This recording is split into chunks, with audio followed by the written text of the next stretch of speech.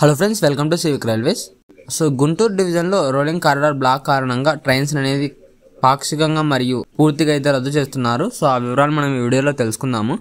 ఇక వివరాలకు వెళ్తే train number 17228, 17227 Guntur down Guntur express. ఈ ట్రైన్ వచ్చేసి జూన్ 1వ తేదీ నుంచి జూలై 1వ తేదీ వరకు అయితే రద్దు చేస్తున్నారు.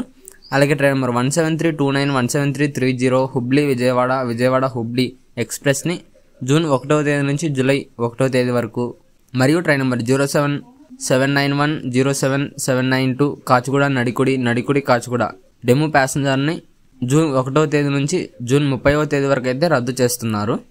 అలాగే గుంటూరు డౌన్ గుంటూరు ట్రైన్కి రేక్ షేరింగ్ ఉన్న ట్రైన్ నెంబర్ 17281, 17282 నర్సాపూర్ గుంటూరు నర్సాపూర్ ఎక్స్ప్రెస్ని గుంటూరు విజయవాడ మధ్య పాక్షికంగా అయితే రద్దు చేస్తున్నారు. సో ఈ పాక్షికంగా రద్దు చేయడం అనేది జూన్ 1వ తేదీ నుంచి 30వ తేదీ వరకు అయితే ఉంటుంది. అంటే ఈ ట్రైను నర్సాపూర్ విజయవాడ నర్సాపూర్ మధ్య మాత్రమే నడుస్తుందన్నమాట.